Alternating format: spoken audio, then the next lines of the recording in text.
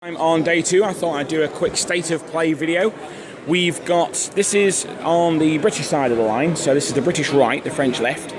We've got the Dutch down here, facing off against at least one Cuirassier division, and the Carabiniers as well. Now, I'm going to refrain from talking too much about this, because the fact that there are any Dutch Belgians in line, or Dutch in line, makes me incredibly angry. So I'm just going to move on, because I don't know what the cavalry commanders down here are doing, but they really need to start pulling their fingers out if they're going to help.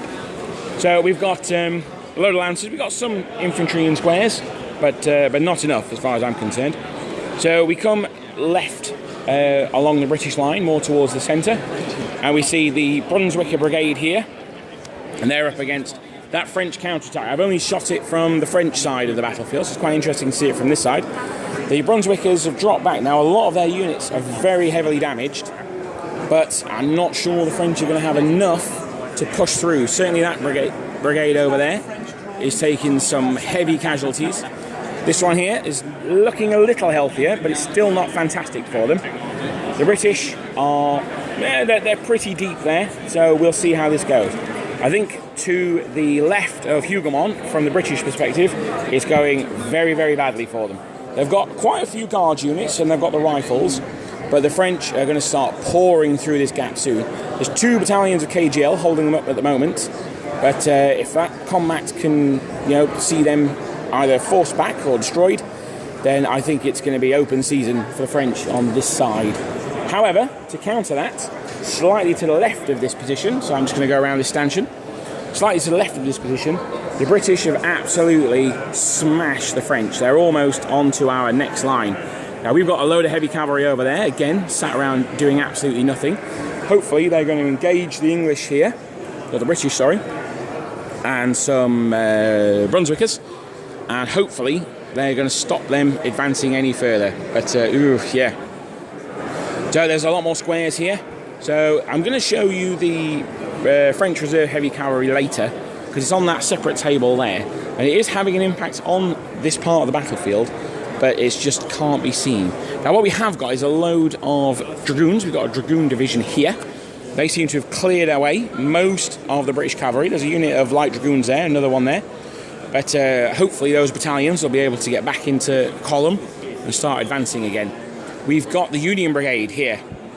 They've charged the Old Guard. So this is something of a showdown.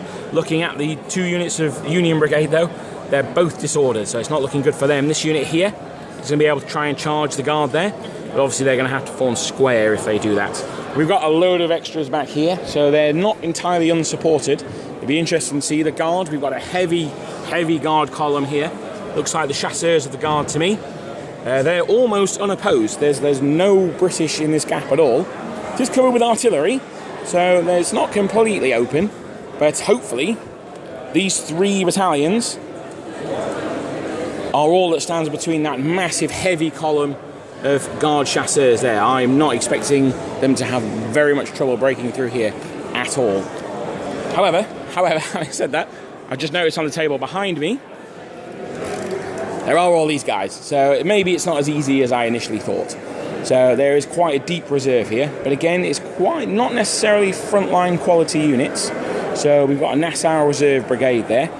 Hopefully, we'll be able to break through there with the Guard. That is a heavy chasseur column. So let's see how that one goes. So this is Haye Sainte. It's still being held by the rifles and some horse artillery by the look of it. The French don't really seem to be making great inroads into attacking it. I'm not sure exactly what's happening down here. I think they might just be ignoring it, to be honest, which is not necessarily the worst thing in the world. We've got 2 lines of British infantry here. We've got the Jocks at the front there. So they've, of course, got tough fighters, so they're going to be quite a difficult proposition. The French commander, for some reason, decided to go into line. Now, this is something that I've seen a lot this weekend, and it's something I don't really understand very much. A real tendency for French players to want to form line and try and musket duel with the British. It's a very, very bad idea. The reason being the British are better at firing, and the French's main ability is the column for the +1 save. By forming line, you're halving the amount of damage you can do, and you are also increasing the damage that you take. It's really not a great tactic, and I've seen it a lot this weekend, and I'm not entirely sure why, to be honest. So it'd be interesting to see in the comments if anyone who was here who formed line with their battalions has got any thoughts on that. So we move over here. Now this is going to be, without a doubt, the pinnacle of the French Battle of Waterloo this weekend. We've got huge numbers of cavalry, some infantry, no British at all. Not on this table anyway, but on this table we've got some Union Brigade and we've got some British infantry back there. But the French are absolutely pouring through this gap here.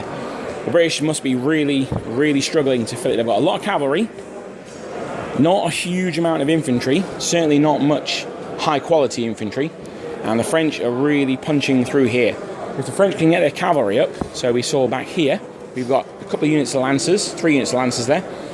We've got a load of heavy cavalry back here, dragoons, and then this massive cuirassier brigade there. If they can come forward, charge that Union Brigade, then we'll see how that goes. Again, the cuirassier is much better in combat than the Union Brigade. They've got a better save, so that's going to be huge. Of course, the Union Brigade do re-roll their fails to hit though, so it may be 50-50 on that one, but we shall see. So going over to the French right, this is the Allied left. The French have taken Papillote Farm once again. This seems to be a very topsy-turvy thing. The French now seem to have formed a bit of a cordon, and they're mainly fighting off against the Prussians now. So the Prussians coming from that end of the table in. They're also over there as well. I'll go over there in a second and have a look. The French have made a bit of a cordon sanitaire around their flank, and they seem to be doing a pretty good job of holding off the Prussians. The Prussians are quite a long way from getting involved, so hopefully this won't be too bad. So I'm going to go round the table here just to see some more Prussians. So we've got the Prussian brigade here advancing. So we've got a hell of a load of Prussians here, and they're facing off against this unit, or sorry, this division here that we spoke about yesterday. There's some guard lancers back there. And this is basically going to be a holding action. I don't think they're going to do much to destroy these Prussians, but if we can hold them off for as long as possible, I think that would be pretty good. So that's the situation at lunchtime on day 2. I would say it's looking good for the French, but it's certainly not in the bag yet. So let's see how it goes after lunch and when we start wrapping up the battle. This is when that dam breaks, the pressure that's been building really tells, and units start to fail.